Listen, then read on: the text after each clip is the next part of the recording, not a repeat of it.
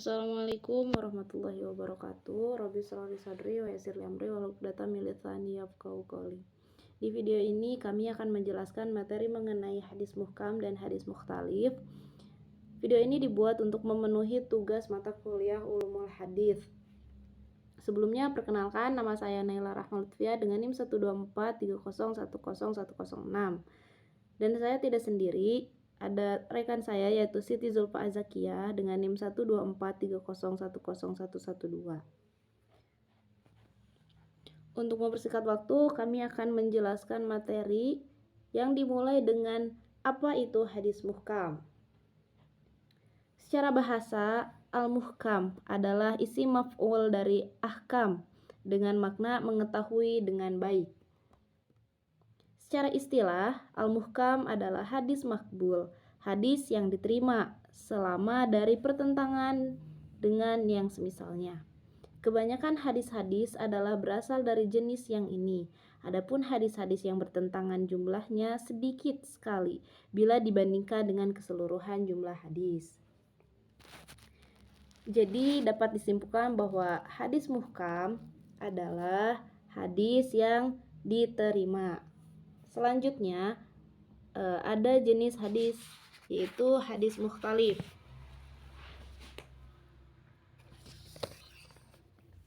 Baik, apa itu hadis mukhtalif?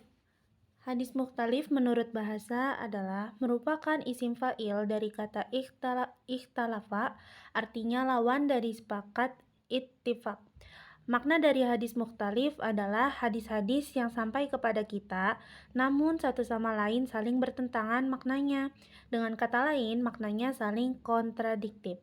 Dan menurut istilah, hadis maqbu yang bertentangan dengan hadis lain yang semisal namun memiliki peluang untuk dijama atau dikompromikan di antara keduanya, yaitu bisa berupa hadis sahih atau hadis hasan. Lalu ada hadis lain yang derajat dan kekuatannya sama, akan tetapi secara zahir maknanya bertentangan. Bagi orang yang berilmu dan memiliki pemahaman kritis, amat memungkinkan kedua dalil tersebut digabungkan dalam bentuk yang dapat diterima.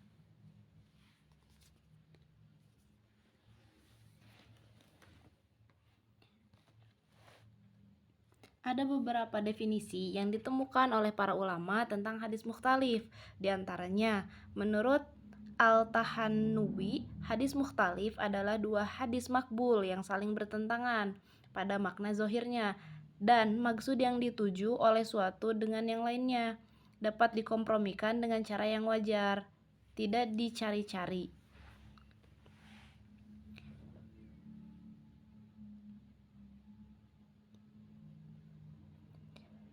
Selanjutnya ada materi mengenai contoh hadis yang mukhtalif. Dari Abu Hurairah radhiyallahu anhu, Rasulullah sallallahu alaihi wasallam bersabda, la adwa wala tiyarota wala safara wala hamata. Tidak ada penularan penyakit, tidak ada kesialan, tidak ada safar atau kematian dikarenakan penyakit cacing perut yang terjadi dengan sendirinya. Dan tidak ada arwah yang gentayangan. Hadis riwayat Muslim. Dengan hadis dari Abu Hurairah radhiyallahu anhu, Rasulullah sallallahu alaihi wasallam bersabda, la adwa wala tiyarata wala hamata wala safara wa firra minal majdumi kama tafirru minal asadi. Yang artinya, tidak ada penularan penyakit, tidak ada kesialan, tidak ada hama atau arwah gentayangan, tidak ada safar, kematian dikarenakan penyakit cacing perut yang terjadi dengan sendirinya. Dan berlarilah dari penyakit kusta seperti engkau lari dari singa. Hadis riwayat Bukhari. Kedua hadis tersebut adalah hadis sahih, zahir keduanya bertentangan karena hadis yang pertama menafikan adanya penularan penyakit, sementara yang kedua menetapkan adanya penularan penyakit kusta. Para ulama telah menggabungkan keduanya dan menyesuaikan makna keduanya atas banyak pendapat. Selanjutnya, apa yang harus dilakukan jika terdapat dua hadis makbul yang saling bertentangan?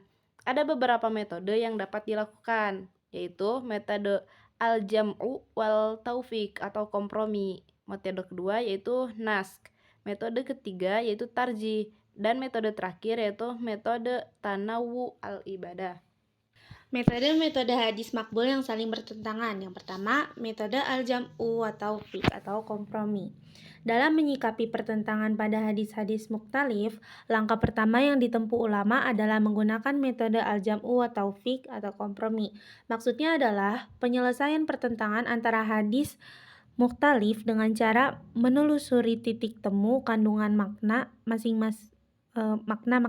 masing-masingnya, sehingga makna esensial yang dituju oleh hadis-hadis tersebut dapat diungkap.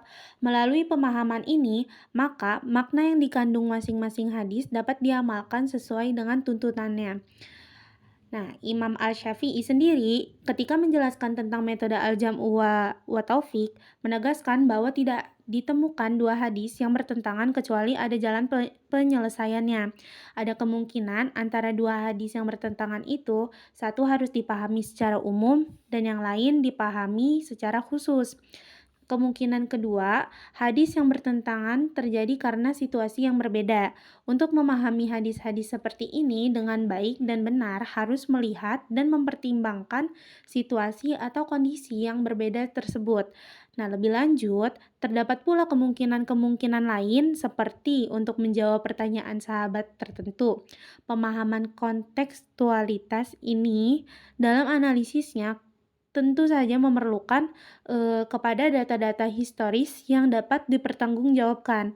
Nah, kebutuhan ini dalam kerangka pemahaman hadis dibahas secara khusus dalam ilmu asbab furud al-hadis.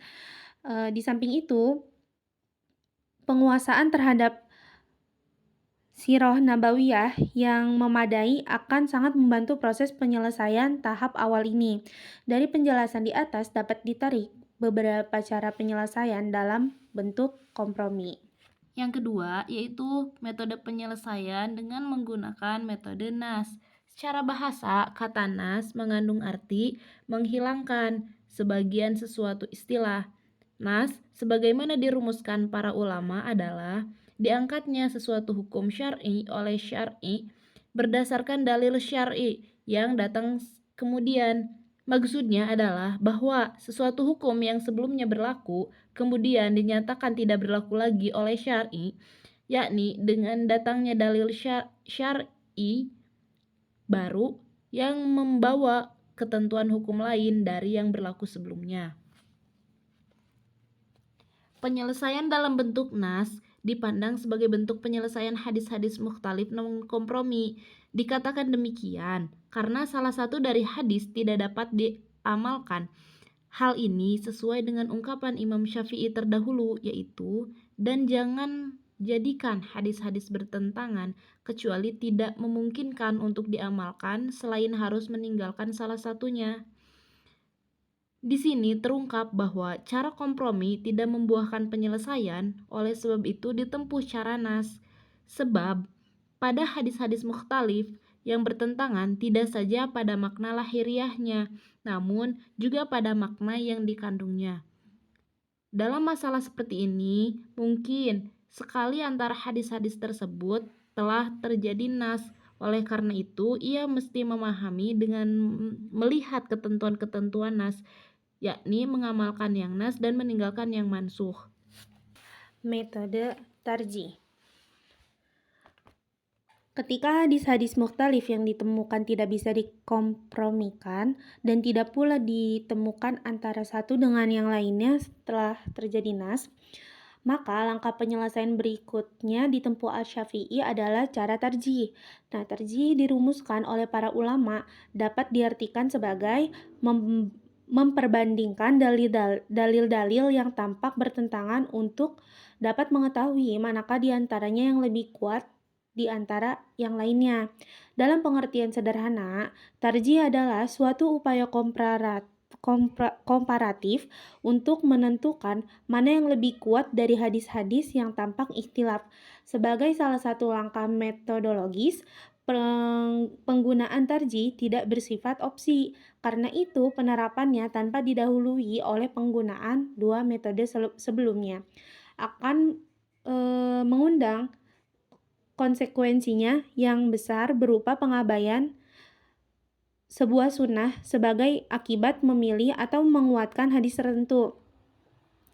Atas dasar inilah agaknya tidak ditemukan ulama yang mengatakan boleh melakukan tarjih pada hadis mukhtalif sebelum terlebih dahulu ditekati melalui pendekatan al-jam'u wa taufiq. Nah, kekuatan atau hujjah suatu hadis didukung oleh banyak hal, baik menyangkut sanad maupun matan. Dalam mentarjih hal-hal yang menyangkut sanad dan matan, dan hal-hal yang ada kaitannya dengan nilai hujjah hadis tersebut, dikaji secara rinci dan mendalam dan diperbandingkan antara satu dengan yang lainnya, dapat diketahui manakah sebenarnya di antara hadis yang lebih tinggi nilai hujahnya dan mana yang lemah. Maka dengan demikian pertentangan yang tampak sudah dapat diselesaikan, yakni dengan memegang dan mengamalkan yang lebih kuat dan meninggalkan yang lebih lemah.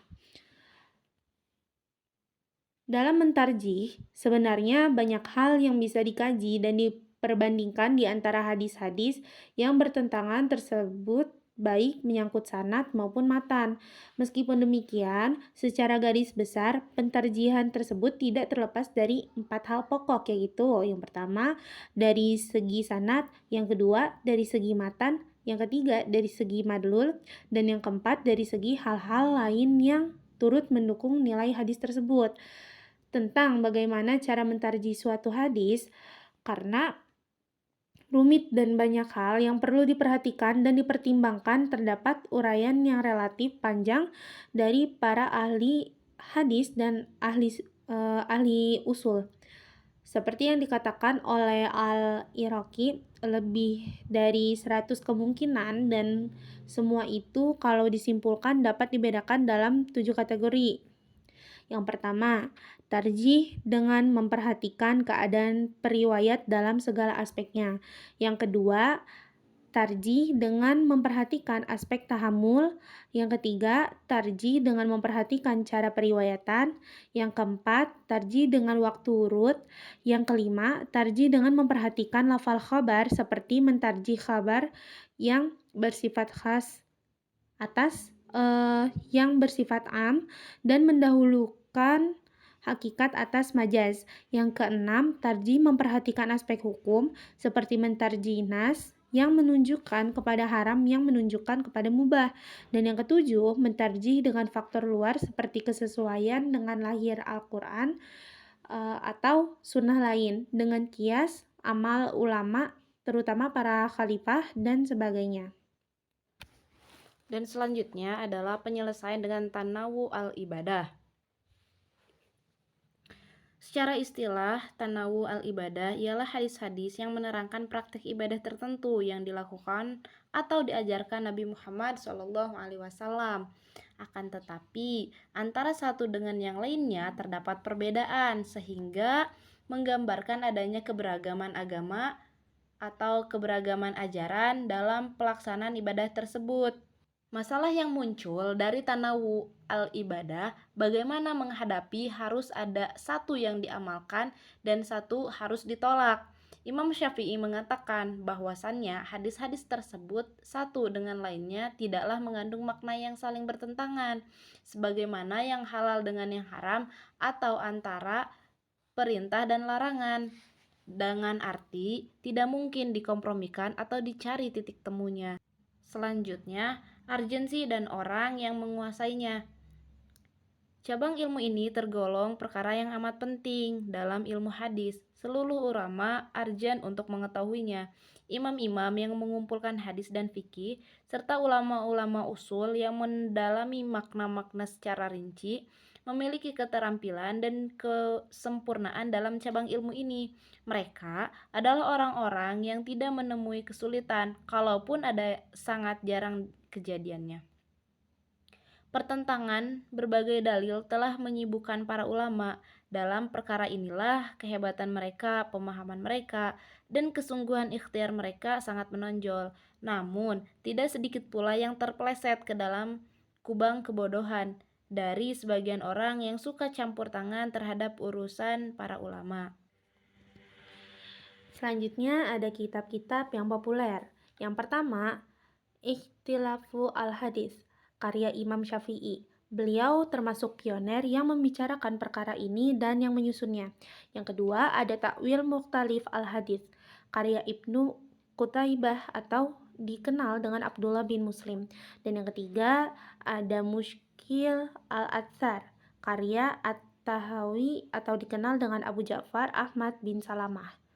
Kesimpulannya, hadis muhkam dan hadis mukhtalif merupakan dua kategori hadis yang memiliki perbedaan dalam hal kekonsistenan, makna, dan kandungannya. Hadis muhkam adalah hadis yang jelas maknanya dan tidak menimbulkan pertentangan, sedangkan hadis mukhtalif adalah hadis yang tampak bertentangan dengan hadis lainnya, namun masih memungkinkan untuk diselesaikan atau dikompromikan. Dalam menghadapi dua hadis makbul yang tampak bertentangan, ulama menggunakan beberapa metode penyelesaian, yaitu al-jam'u wa taufiq, nasakh, tarjih, serta pendekatan tanawu al-ibadah. Nah, metode pertama yang diutamakan adalah al-jam'u wa taufiq, untuk menemukan titik temu atau kompromi antara dua hadis yang tampak bertentangan. Jika kompromi tidak mungkin dilakukan, metode nasakh digunakan untuk menentukan hadis yang lebih baru menggantikan yang lama. Nah, metode tarjih digunakan bila tidak ada indikasi nasakh dengan cara menilai mana hadis yang lebih kuat. Tanawu al-ibadah diterapkan ketika perbedaan di antara hadis-hadis tersebut berkaitan dengan variasi dalam pelaksanaan ibadah yang tidak menimbulkan pertentangan yang tidak dapat diselesaikan. Penguasaan ilmu mukhtalif hadis ini menjadi penting bagi ulama dalam menjaga keutuhan sunnah dan meminimalisir kesalahpahaman dalam penerapan hukum Islam. Dengan bantuan kitab-kitab utama seperti Ikhtilafu al-Hadis karya Imam Syafi'i, Ta'wil Mukhtalif al-Hadis karya Ibnu Qutaibah, dan Mushkil al-Athar karya At-Tahawi. Sekian penjelasan dari kami mengenai hadis muhkam dan juga hadis mukhtalif. Wallahul muwaffiq ila aqwamit thoriq. Wassalamualaikum warahmatullahi wabarakatuh.